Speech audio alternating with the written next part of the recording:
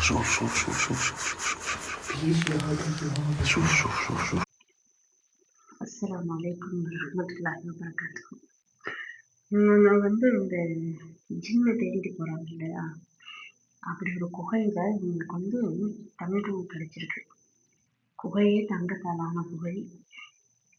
அதுல வந்து சிலைகள் தங்கத்துல, தங்க காசு, தங்க மாலை, மண்ணு கூட தங்கத்துல இருக்குது. பார்த்துட்டு ரொம்ப சந்தோஷப்படுறாங்க. சொர்க்கம் எப்படி இருக்கும் தெரியுமா? இதை விட பல மடங்கு.